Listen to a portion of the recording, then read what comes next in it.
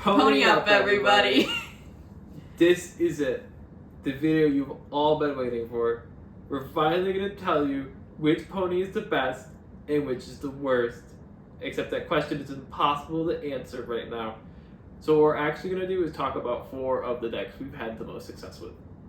I can tell you which ponies are the worst. It's Fluttershy and Twilight Sparkle. I will not elaborate. Let's talk about the decks. Go get mad in the comments. Okay, so the first deck we're talking about is Pinkie Pie. This one we've titled just Pinkie Pie. The main thing with Pinkie Pie in general, which you probably know already if you played the game, is items. So the main item you want in the deck, which you want more than this, but the best one, Pinkie Pie's Flying Machine. That is the 1-for-1. So it's a 1 cost, it gives +1 on Pinkie Pie only. But what you want in Pinkie Pie is to get an item out early, as soon as possible, because all these other cards rely on someone being equipped with an item. So that 1 cost is really great because you can get it like turn 1. So the first Pinkie Pie that's important is the Silver Rare from the starter deck, which gives anyone who's equipped +2. And then there's this Pinkie Pie, the 1/1. In that one, Gives anyone, it can tap itself, and then any pony who is equipped gets, you pick a pony who's equipped and it gets +2. And then there's the Pinkie Pie Gold Rare, which if that one's equipped, the Gold Rare, it gives everyone else +1 or gives everyone +1. And then there's the Colorful Rare, which you tap to get an item back from the graveyard or the retirement zone. But the item has to cost 2 or less. But the item has to cost 2 or less. Which, but that's all of the ones you probably want in the deck. Yeah. Barring maybe the recorder that grabs the Pinkie Pie back, but you don't want too many of that anyways. So yeah, your main ones that you're gonna have are gonna be either a 1 cost or a 2 cost anyway. Yeah. But yeah, those are the important ones. You want to get the Pinkies down, get them equipped, and then it'll kind of just go crazy from there, and it's really hard to beat. Yeah, those 3 cards, especially the 3 Pinkie Pies, they combo with each other so well that it creates such a impossible to beat force. Like, they're all low attacks to start with, but they just all buff each other so much, and it becomes very impressive very fast. I honestly think that's probably the best deck in the game right now, but I guess we'll see. That leads me into Rainbow Dash. This is Rainbow Dash Aggro. I think this is another one of the top decks in the game right now. It's very simple. Honestly, its biggest weakness is it probably is so simple. It's just any low-cost Rainbow Dash, anything to delete your opponent's board so you can just punch them, and then Horseshoe is a really good card. It's really interesting, Horseshoe, because it's so powerful because it gets your Rainbow Dash just a 5, so they just can't be deleted on your opponent's turn. And then it doesn't really. It's also good because it buffs them. It's a +2 that you can play the next turn. So you get your 2 cost out, and then it's a 3, and then a turn 3 you turn it into a 5, and it's just good staggering, which is really valuable.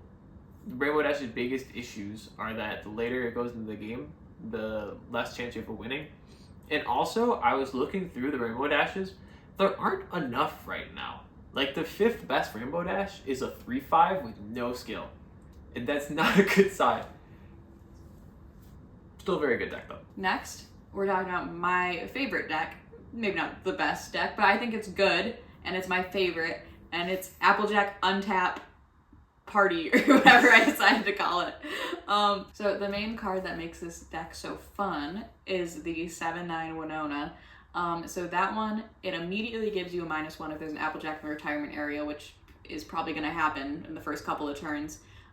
So you're immediately at 6 cost. And then what you want to do is get any of the Applejacks that tap for an untapped scene, which I'll put them up on the board, or on the screen, there's a lot of them. And then you can get this Winona out for 4. So it's a 4/9, which is awesome.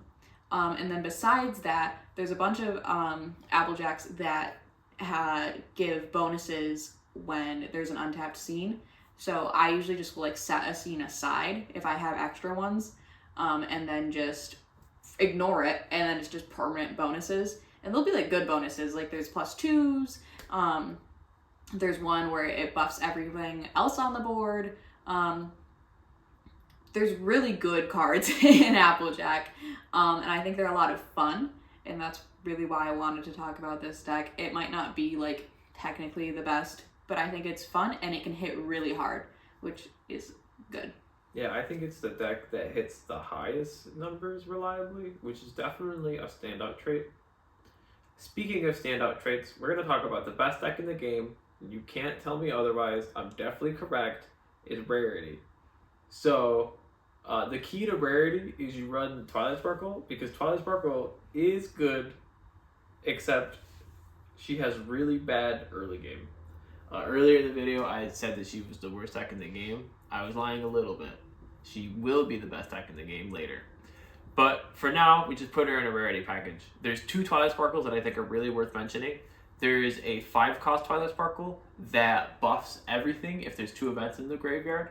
And there is a 4-cost Twilight Sparkle that debuffs your opponent, one of your opponent's ponies, if there's an event in the graveyard.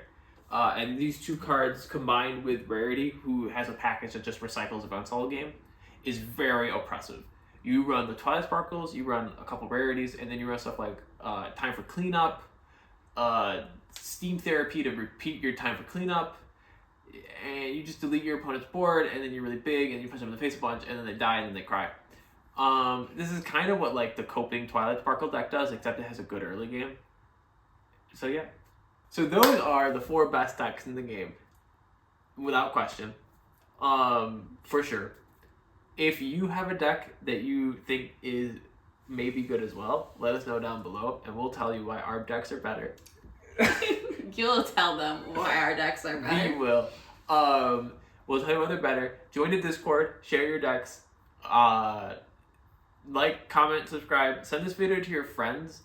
If you want to see us play with any of the decks in the video, almost all of them have been shown off in a video before, so just go through our channel. There's a couple of them at least. Tell your friend that we're the greatest channel on YouTube. Subscribe again. For every like, I will pet chirp, and she'd like that. If we get 100 likes on this video, we'll upload a video tomorrow. Thanks, goodbye. Bye.